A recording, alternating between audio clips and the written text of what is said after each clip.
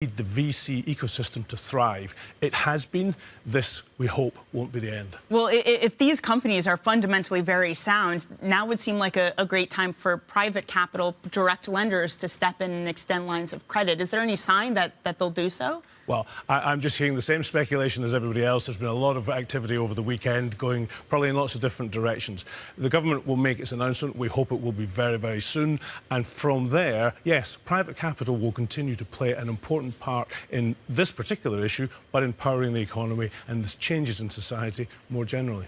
So Rachel Reeves, the Shadow Chancellor, said over the weekend that the collapse was a, quote, wake-up call, that the UK has been over-reliant on foreign capital for investment. Do you think that's a fair characterization? There's some of that is right in terms of, 80–90% of what we raise into our funds comes internationally. This particular point is actually about where they put the cash once they had it.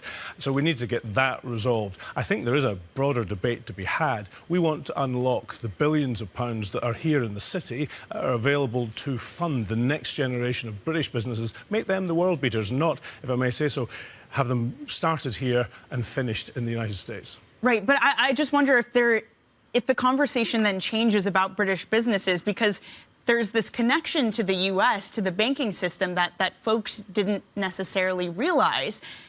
How big of an alteration is this in the idea of so many of these VC companies? I guess there'll be a lot of questions being asked about where to put the cash that you bring in from their investors and elsewhere. That's right and proper. The fundamentals of UK venture capital, and I should say private equity, because there's a lot of growth equity firms who are also with SVP. They're also looking for a bank that understands them. Perhaps there's a question there about the banking system needing to have more players in it who actually get what VC and private equity are about and actually will go on the journey with them. Have you had many conversations in where in the banking system a lot of the VC and portfolio companies are going? Are they all fleeing to the bigger banks of the world? I think they've spent a lot of time over this last 48 hours looking for a new place to go. But it's slightly academic if they can't get their cash out of SVP today or during the course of this week. I think there will, we hope, be a broader engagement with the larger banks. I was encouraged that representatives from those banks were part of the conversations over the weekend. That's a positive sign. Everybody coming together, and hopefully we get the right solution. So just finally here, what needs to happen next, assuming we do get an announcement that there are protections for the deposits, maybe more lending facilities as well? Is there other steps that need to be taken to make sure this doesn't happen in the future? The short-term point is about confidence, making sure that we get access to those deposits and the loan facilities and can continue to lead the great exciting journeys these businesses are on. More broadly, we need to have the bigger conversation about the future of UK science, the future of the UK economy, and how these businesses are critical to its success. The Chancellor has a budget on Wednesday. We look forward to further measures there. OK, Michael, thank you very much. And yeah, I definitely do appreciate that the here, immediate, and now is the most important. We got to get through that first. Michael Moore, Director General of British Private Equity and Venture Capital Association, thank you so much for joining. Let's get to some of our other top stories this morning. Madison Mills has the first word news in Dubai. Maddie. Hey, Danny, thanks so much. The leaders of the UK, Australia, and US will announce plans for a new fleet of nuclear-powered submarines today as they deepen the AUKUS defense partnership. President Biden, UK PM Rishi Sunak, and Australia's Anthony Albanese will meet in San Diego to unveil plans to develop that new submarine for Australia. That partnership was established back in 2021 to counter growing Chinese naval might in the Asia-Pacific region. And Xi Jinping has started an unprecedented third term as China's president, with fresh vows to ensure stability and strengthen party leadership. In a speech closing out the annual National People's Congress, he vowed to oppose foreign interference in Taiwan. That was a veiled reference to increasing American support for the government of Taipei.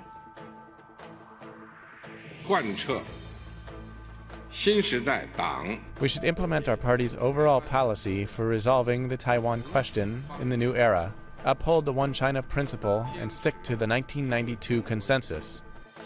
We should violently oppose the interference of external forces and secessionist activities of Taiwan independence. And And German airline passengers are facing severe disruption today, with commercial departures canceled at Berlin's biggest airport. Hanover and Bremen will also be affected by walkouts as ground staff strike amid a protracted pay dispute.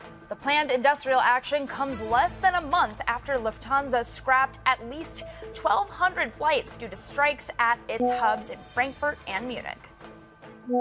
And a film made for less than $20 million was the big winner at the Oscars, picking up Best Picture and 6 other trophies.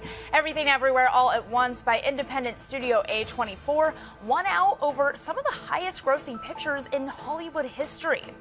Those include Avatar, The Way of Water, and Top Gun Maverick, which between them have taken close to $4 billion at the box office, just scoring 1 Oscar apiece.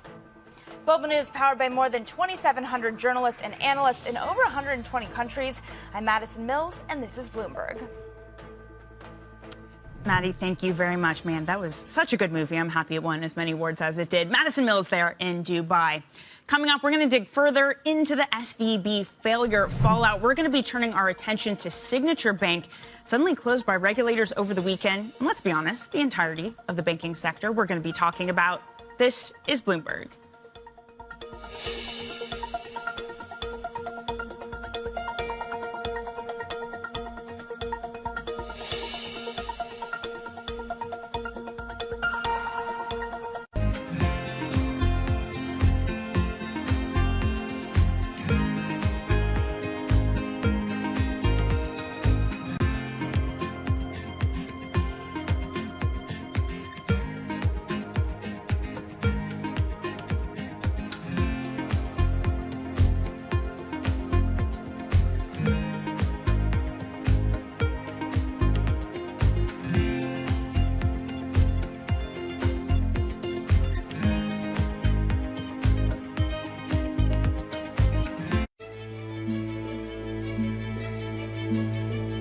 What do you like most about your job?